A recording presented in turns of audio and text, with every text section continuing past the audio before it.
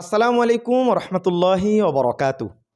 প্রিয় ভালোবাসার মানুষ সকল, দেশ এবং দেশের বাহিরে যে যেখান থেকে আজকের এই গুরুত্বপূর্ণ এবং তথ্যবহুল প্রতিবেদন শোনার জন্য ভিডিওতে ক্লিক করছেন, সকলকে জানাচ্ছি আন্তরিক শুভেচ্ছা এবং অভিনন্দন। প্রিয় দর্শক মণ্ডলী, একটু আঁটো করে বসতে হবে। টাইটেল এবং থাম্বনেল দেখে হয়তো অবাক চিত্তে ক্লিক করছেন, আসলে অবাক হওয়ার কিছুই নাই। নির্বাচন যত এগিয়ে আসতেছে, কে কাকে কি বলতে পারে, কে কাকে পাল্টা আক্রমণ করতে পারে, এটার খেলা চলতেছে। আপনারা দেখতেই পাচ্ছেন সোশ্যাল মিডিয়ায়। আমার ভিডিওগুলো সাধারণত আমি কোনো এলোমেলো তথ্য আপনাদেরকে দেই না, অথেন্টিক তথ্য দেওয়ার চেষ্টা করি। যাদের হাতে সময় আছে, সত্য জানার মতো সৎসাহস আছে, তারা আমার এই ভিডিওটি পরিপূর্ণ দেখবেন। আশা করছি বিষয়টা ক্লিয়ার হয়ে যাবেন। তার আগে চ্যানেলে যারা নতুন আসছেন, প্রতিদিনের নিত্য নতুন অথেন্টিক লেটেস্ট আপডেটগুলো সবার আগে পেতে আমাদের চ্যানেলটি একটু সাবস্ক্রাইব করে দিবেন, ভিডিওতে একটা লাইক করে দিবেন।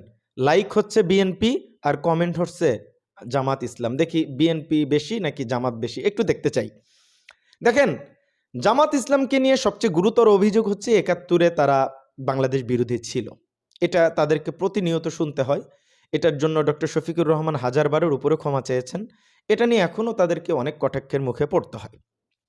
এমনকি জামাত ইসলামকে আজকে মাহফুজ ভাই বলছে যে জামাত ইসলাম নাকি আওয়ামী লীগ মুদ্রার এপিট ওপিট, আওয়ামী লীগ আর জামাত। আপনারাও কি এটা মনে করেন? মানে এই কথাটা মাহফুজ ভাই কেন বলল আমি আসলে আমার বোধগম্য না। এখন ঘটনা যেটা ঘটছে, অনেকেই জামাতকে নিয়ে বিভিন্ন ধরনের কথাবার্তা বললেও জামাত খুব একটা যে আক্রমণাত্মক বক্তব্য দেওয়া, এটা কিন্তু তারা দিচ্ছে না। যেমন জামাত ইসলামের আমিরের একটা বক্তব্য শুধু আমি শুনলাম, সেখানে তিনি বলছেন যে বেশি আঘাত করতে আসবেন না, বাক্স খুলে দিব, সব গোপন তথ্য কিন্তু বের হয়ে যাবে। তো গোপন তথ্য বের করতেছে না জামাতের আমির কেন, এটাও আমি জানি না। এটা হয়তো তাদের রাজনৈতিক একটা স্ট্যান্ড। কিন্তু তারেক রহমান সাহেব যখন থেকে দেশে আসছে, তখন থেকে তিনি কিন্তু একের পর এক নাম উল্লেখ না করে অনেক ধরনের কথা বলছেন। আমরা মূল প্রতিবেদনই আছি। একটা প্রশ্ন আপনাদেরকে করি, এই যে বিগত ১৭ বছর শেখ হাসিনার আমলে জামাত ইসলাম কি আওয়ামী লীগের সাথে মিলেমিশে রাজনীতি করেছে? আপনি কি মনে করেন? একটু কমেন্টস করে জানাবেন। কেন এই কথা বললাম? এটাই হচ্ছে আজকের টপিক। জামাতের একটা বিশাল বড় একটা ফান্ডামেন্টাল ব্যাপার তারেক সাহেব প্রকাশ করছে। প্রথম আলোতে এই প্রতিবেদনটা আসছে, যেখানে হেডলাইনটা এরকম যে দুই পক্ষ তলে তলে একসাথেই ছিল। এই অভিযোগ তারেক রহমান সাহেব তুলছেন এবং অনেক গুরুত্বপূর্ণ কথা বলছেন। আমি একটু প্রতিবেদনটা পড়ে শোনাচ্ছি, একটু সাথেই থাকেন। বিএনপি চেয়ারপারসন তারেক রহমান সাহেব বলেছেন, ষড়যন্ত্র কিন্তু এখনো শেষ হয়নি। একটা তো পালিয়ে গেছে দেশ থেকে, কিন্তু আর একটা পক্ষ আছে যারা এই দুই পক্ষ আবার এক থেকেই একসাথে ছিল। এই দুই পক্ষ বলতে আওয়ামী লীগ তো পলায়ে গেছে, আর এক পক্ষ হচ্ছে জামাত ইসলাম। তলে তলে একই সাথে ছিল। গত ১৬ বছরেও আপনারা মাঠে ঘাটে কোথাও ওদের পেয়েছেন? পাবে কেমনে রে ভাই? দলটারে নিষিদ্ধ করে রাখছে, কার্যক্রম নিষিদ্ধ করে রাখছে, বের হলেই জেল জুলুম। মানে আচ্ছা, আন্দোলন সংগ্রাম তাদেরকে পেয়েছেন কোথাও? আচ্ছা, তারা তো কোথাও ছিল না, ওই ভিতরে ভিতরে, কিন্তু তাদের সাথে এরা ছিল। এখন এরা আবার ষড়যন্ত্র শুরু করেছে ভিন্ন রকম। এখন আপনার চোখ কান খোলা রাখতে হবে যাতে ষড়যন্ত্র করে আপনার ভোট এদিক ওদিক না করে। তিনি নওগাঁর মাঠে আসলে এই সমস্ত কথা বলছেন এবং রাজশাহীতেও এই সমস্ত কথা তিনি বলছেন। নেতাকর্মীদের উদ্দেশ্যে বিএনপি চেয়ারপারসন বলছেন যে সকাল ৭টার সময় ভোট কেন্দ্র খুলবে, ভোট দেওয়া আরম্ভ করবেন, খেয়াল রাখবেন ভোট কেন্দ্রের ভিতরে কি হচ্ছে সেটা। কিছুদিন আগে দেখেছেন ভোট কেন্দ্রে লাইন আছে, কিন্তু লাইন আর লড়ে না। ভোট কেন্দ্রের ভিতরে যেন কিছু করতে না পারে, খেয়াল রাখবেন। জনসভায় তারেক রহমান আরও বলেন, সংসদ সদস্য প্রার্থীরা এলাকার বেশ কিছু দাবি দাওয়া তুলে ধরলেন। এতে যে দাবি দাবা তুলে ধরলেন, তাহলে গত ১৬ বছরে কি কিছুই হয়নি? শুধু ঢাকা শহরে কিছু ফ্লাইওভার হয়েছে, কিছু মেগা প্রকল্প হয়েছে। মেগা প্রকল্প মানেই মেগা দুর্নীতি। আমরা চাই গ্রামের উন্নয়ন করতে, কৃষকের উন্নয়ন করতে। এত যে দাবি, এই যে দাবিগুলো পূরণ করতে হবে। আমরা নির্বাচিত হতে পারলে, সরকার গঠন করতে পারলে, আগামী ১২ তারিখ যে ভোট, সেই ভোটে আমাদের প্রতিনিধিরা নির্বাচিত করতেই হবে। আমরা দেখে শুনে প্রার্থী নির্বাচন করেছি। ১২ তারিখ পর্যন্ত আপনারা এদের সাথেই থাকবেন। ১২ তারিখ পর্যন্ত আপনারা এদের সাথে কেন পরে থাকবে না?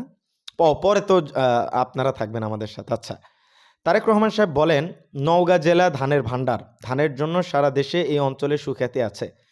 একসময় এই অঞ্চলে একটি ফসল হতো, এখন ৩টি করে ফসল হয়। শহীদ জিয়াউর রহমান ৩টি ফসল হওয়া শুরু করেছেন ও কর্তৃপক্ষ থেকে। আচ্ছা, বেগম খালেদা সেটাকে আরও উন্নয়ন করেছেন। আচ্ছা, কৃষি বিষয়ে এখানে আরও অনেক কথা বলছেন, ফ্যামিলি কার্ড নিয়েও কথা বলছেন। আচ্ছা, তারেক রহমান সাহেব বলেন, সারা বাংলাদেশের সকল কৃষক ভাইদের কাছে আমরা একটি কার্ড দিব। এই কার্ডটির নাম হচ্ছে কৃষক কার্ড। শুনেছেন এর মধ্যেই। এটি আমরা ধীরে ধীরে, একবারে তো পারবো না, ধীরে ধীরে আমাদের যেতে হবে। কিন্তু সব রকম প্রান্তিক কৃষক বলেন, ক্ষুদ্র কৃষক বলেন, মাঝারি কৃষক বলেন, বৃহত্তর কৃষক বলেন, সব কৃষক ভাইদের হাতে আমরা এই আস্তে আস্তে এই কার্ডটি পৌঁছিয়ে দিব।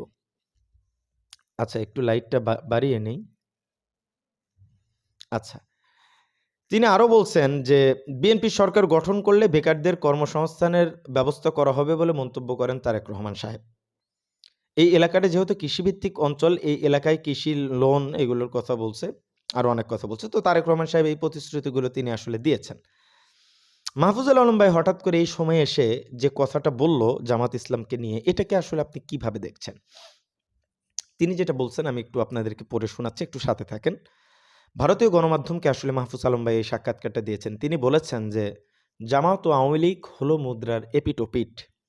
আগামী 12ই ফেব্রুয়ারি জাতীয় নির্বাচন এবং বাংলাদেশের বর্তমান রাজনৈতিক পরিস্থিতি নিয়ে গভীর হতাশা প্রকাশ করেছেন 2024 সালের গণঅভ্যুত্থানের অন্যতম সংগঠক ও সাবেক তথ্য উপদেষ্টা মাহফুজ আলম। তিনি অভিযোগ করেছেন পুরনো রাজনৈতিক ব্যবস্থা নতুন রূপে ফিরে আসার চেষ্টা করছে, যা পরিবর্তনের প্রক্রিয়াকে বাধাগ্রস্ত করছে। ভারতীয় সংবাদ মাধ্যম দ্য ইউকেকে দেওয়া এক সাক্ষাৎকারে মাহফুজুল এমন মন্তব্য করেন। সাক্ষাৎকারের সাবেক এই তথ্য উপদেষ্টা বাংলাদেশের রাজনৈতিক বাস্তবতা এবং অগ্রগতি, পুরনো রাজনীতির বন্দোবস্ত নিয়ে তিনি আসলে বিষয়গুলো নিয়ে কথা বলছেন। কেন নির্বাচন করছেন না বা এনসিপিতে যোগ দেননি সে প্রশ্নে মাহফুজ আলম জানান, জাতীয় নাগরিক পার্টি এবং জামাত ইসলামের মধ্যকার জোটটি কোনো সঠিক বোঝাপড়া ছাড়াই গঠিত হয়েছে। তার মতে কোনো দলের হয়ে নির্বাচনে লড়ছেন না, কারণ এখন তার জন্য সঠিক সময় নয়।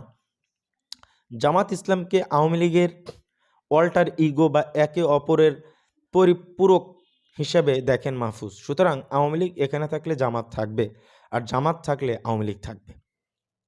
এটা কি বলল? আসন্ন ফেব্রুয়ারি নির্বাচনে নিজে না দাঁড়ানোর প্রসঙ্গে তিনি বলেন, এর পিছনে মূল কারণ হলো জামাত আওয়ামী লীগের এই পারস্পরিক অস্তিত্বের বাস্তবতা। তিনি বলেন, জুলাই অভ্যুত্থানে তরুণ শক্তিগুলোকে একত্রিত করে বিএনপি ও জামাতের বাইরে একটি শক্তিশালী তৃতীয় বিকল্প গড়ার চেষ্টা করছিল। তবে এনসিপি যখন পুরনো রাজনৈতিক বন্দোবস্তর অংশ হিসেবে জামাতের সঙ্গে জোটে যায়, তখন সেই উদ্যোগ ব্যর্থ হয়। জামাতের জোট নিয়ে তিনি বলেন, যাদের সঙ্গে জোট করা হয়েছে তারা পুরনো কাঠামোর অংশ। এ ধরনের জোটে এমন কোনো প্রশ্ন তৈরি হয় যার সন্তোষজনক কোনো উত্তর নেই। আদর্শিক অবস্থান ও রাষ্ট্র পরিচালনার নীতির দিক থেকে নতুন প্রজন্মের সঙ্গে জামাতের মেলবন্ধন সম্ভব নয় বলে তিনি মন্তব্য করেছেন। ভবিষ্যৎ সরকার ব্যবস্থা নিয়ে সতর্ক করে মাহফুজ আলম বলেন, ক্ষমতায় যেই দলই আসুক, বিএনপি বা জামাত সমাজের ভিতরে ক্ষত সরাতে না পারলে কোনো সরকারই টিকবে না। তার মতে কাগজ কলমে সংস্কার যথেষ্ট নয়। আরও অনেক কথা বলছেন, এগুলো কথা আপনাদের শোনায় কি করব। জামাত এবং আওয়ামী লীগ মুদ্রার এপিটোপিট। আপনারাও কি তাই মনে করেন? একটু কমেন্টস করে জানাবেন। ভালো থাকবেন, সুস্থ থাকবেন। আসসালামু আলাইকুম রহমতুল্লাহি ওয়া বারাকাতুহু।